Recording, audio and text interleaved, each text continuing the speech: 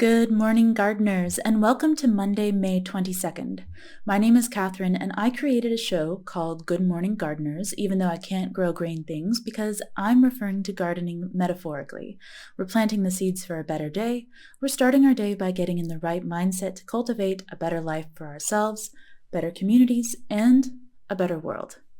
Today is the International Day for Biological Diversity. The United Nations has proclaimed May 22nd the International Day for Biological Diversity to increase understanding of awareness of biodiversity issues. Biodiversity is very important for many reasons. It supplies the earth with clean water and oxygen. Biodiversity also enables plants to grow, which produces food for humans and animals. Other benefits of biodiversity is that it keeps pests and diseases in check and protects against flooding. It also helps to regulate the climate.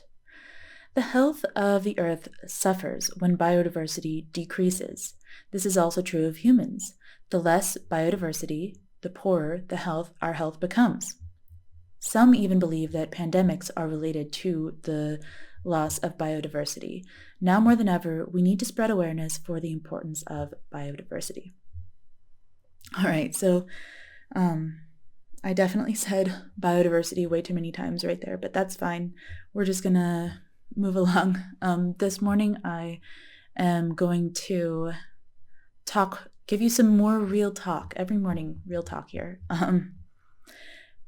I struggle with this a lot, what I'm going to talk about, and it's basically, I struggle with this incompatibility between my desire to do big things and achieve big goals and my physical reality, basically the limitations of time and space upon my physical self, that I can only do one thing at a time. You know, everything I do, whether it's talking to you, like I can only say one word at a time. And that's just kind of like a microcosm because I obviously have bigger goals than just recording one video. But no matter what the goal, it must be parsed out into tiny little individual actions, which take place over a long period of time. And the bigger the goal, the longer period of time. And I think it's hard for bigger goals. It gets much harder because you have no guarantee of whether you will actually achieve the goal. I mean, it depends on what your goal is.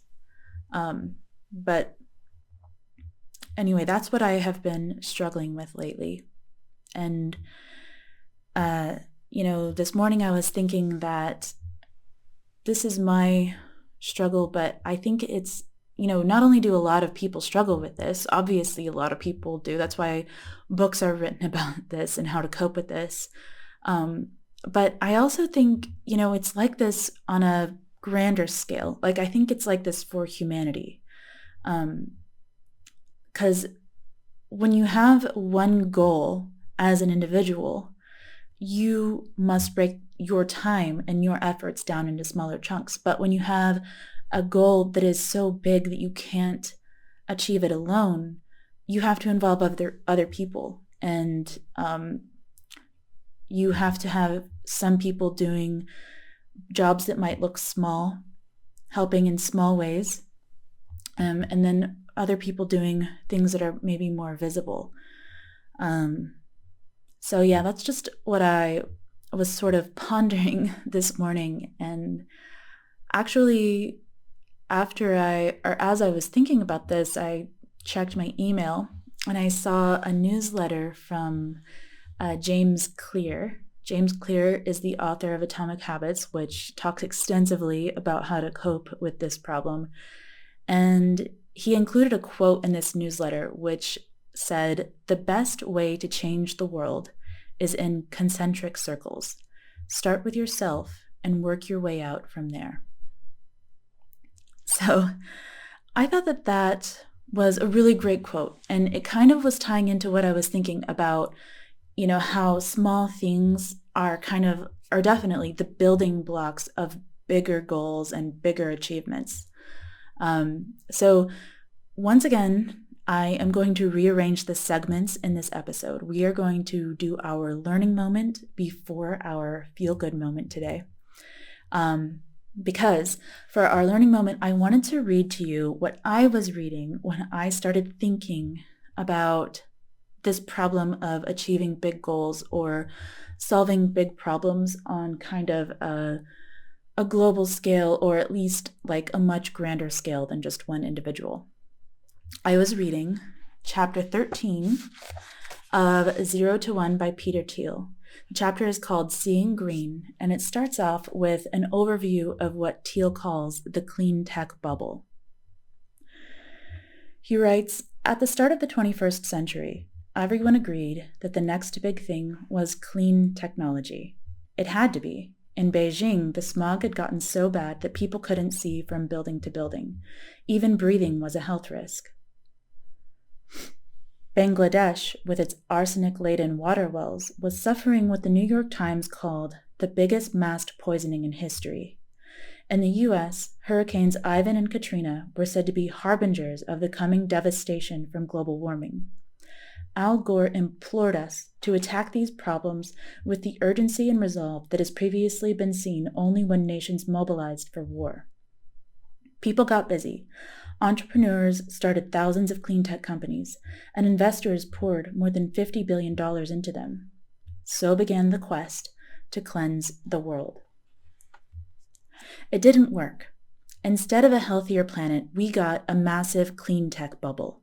Solyndra is the most famous green ghost, but most cleantech companies met similarly disastrous ends.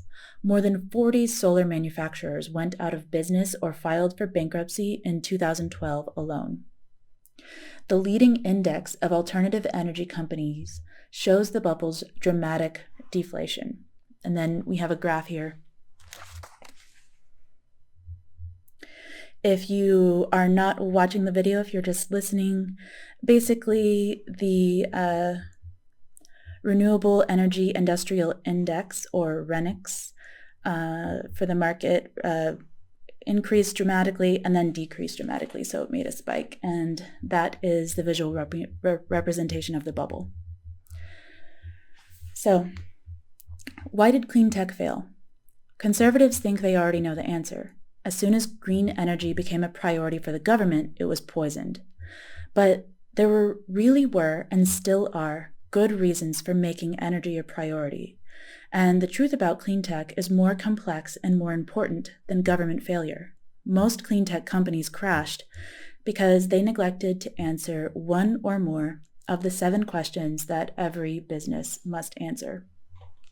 And Thiel goes on to list out and expound upon these 7 questions. I'm not going to cover those today, though, because I want to focus on the tension between small actions and big goals. So, reading that, it's kind of depressing. It says clean tech failed, green energy failed, it was a bubble, it passed, it's over, it's done. And I don't deny that there was a clean tech bubble, but I don't think that this means that green energy just failed. I definitely think we can learn lessons from what happened here, but we can't just give up on clean tech. I mean, we need it, right? And I don't think that the green energy landscape is as simple as what is presented there. I think it has been steadily growing over the years, maybe not in a straight line. It's a common knowledge that most progress does not just go straight up in a line. There's going to be ups and downs. But overall, I think the trend has been to improve or to move towards progress. And maybe I think that because here in Germany, where I live right now, I get a sizable percentage of my household electricity from wind turbines. If you're interested, I can share the exact breakdown in a future episode, but I was looking at my energy statement recently, trying to decipher the German, and if I recall correctly, by default, I get between 30 and 40% of my electricity from wind. And again, that is by default. I am pretty sure that I could opt into a more expensive energy plan that would draw from more renewable energy sources, but for now, I am just on the regular basic plan, and I just get that. That's just how it is by default. That's the baseline. And it seems obvious to me that it's like that here in Germany because they have been sticking wind turbines wherever they can for some time now. I mean, I can't drive anywhere without seeing these wind turbines, and I absolutely love it because I think they're beautiful, but I don't want to digress too much, so let's move on to our feel-good moment. For our feel-good moment today, I am going to read from the James Clear newsletter that was sent out late last week. James Clear, as I already said, the author of Atomic Habits, puts out a 3-2-1 Thursday newsletter, which promises the most wisdom per word of any newsletter on the web. In this newsletter, he included an email from Steve Jobs, sent to himself, remarking on how much we all need each other. It says, "I grow little of the food I eat, and of the little I do grow, I do not breed or perfect the seeds. I do not make any of my own clothing. I speak a language I did not invent or refine. I did not discover the mathematics I use. I am protected by freedoms and laws I did not conceive of or legislate, and I do not enforce or adjudicate. I am moved by music I did not create myself. When I needed medical attention, I was helpless to help myself survive. I did not invent the transistor or the microprocessor, object-oriented program, or most of the technology that I work with. I love and admire my species, living and dead, and am totally dependent on them for my life and well-being." This email was published in the book Make Something Wonderful, and I think it's a wonderful thought because we tend, and by we I mean many people, tend to sort of lionize Steve Jobs as this big person who stands alone doing big things, like a genius, a giant among men even, like he's better than the average person. But he's not. And I mean, he couldn't eat without the help of everyone who works in the farming, logistics, and grocery industries. He couldn't wear black turtlenecks without the designers, seamstresses, drivers, and business people of the fashion industry. No one stands alone. We all need each other. And we don't just need each other to do big things. We need each other for the small things too. I mean, without the small things, there are no big things. So, as I said at the beginning of this episode, I've been struggling lately with the clash between my desire to achieve big goals and my inability to do more than one thing at a time. I think most of us know by now that if you want to do big things, you have to do them one little piece at a time over a long period of time, being very patient and diligent and disciplined and consistent and persistent and all of that. But do we really grasp what this means on a moment-to-moment basis? Right after I read Atomic Habits, I was ready to dig in and celebrate incremental change day in and day out for decades. I was ready to fall in love, as James Clear advocates, I was ready to fall in love with boredom. But the reality of the process is so much more expansive than that. Boredom is only one of the feelings you must contend with. I've also encountered frustration, isolation, and doubt that sometimes feels crippling. And I wonder if this is why most people, when faced with big problems, give up. They think, someone bigger than me can take care of that. Or, I'm no Steve Jobs, I'm just an average Joe, or average person. But I think the problem that I have, as I said, I think the problem that I have with achieving big goals is the same problem that humanity has with solving big problems, but on a different scale. Not only must we solve global-sized problems with small increments of time, but also small increments of helpers. So we need many, many, many people all doing whatever they can, wherever they are, to make progress in their little area. And it's not my intention to minimize anyone's area or any individual's helpful work. I am merely pointing out that on a grand, global, or even universal scale, any human is tiny. So, to get your mind in focus mode, I want you to ask yourself how you can help.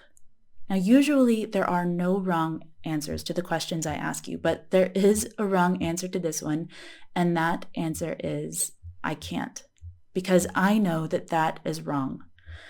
Maybe you don't know what you can do to help yet, and if that's the case, it's perfectly fine to answer, I don't know yet. And going back to James Clear's concentric circles idea, maybe all you can focus on right now is your innermost circle of yourself. And of course, that is not only totally fine, but it is commendable. We all have to start wherever we are. There's an exercise that I do for my design business where I write down the ultimate goal of my client on the right side of the page, and then their current situation on the left side of the page. Then I draw a line between them, and I try to write along this line every single thing that needs to happen in order to get them from their current situation to where they want to be. And I think this can be a good mental exercise when you're trying to figure out how to help the world. Of course, no single person alive today will be able to make a list of every single task required to solve humanity's problems.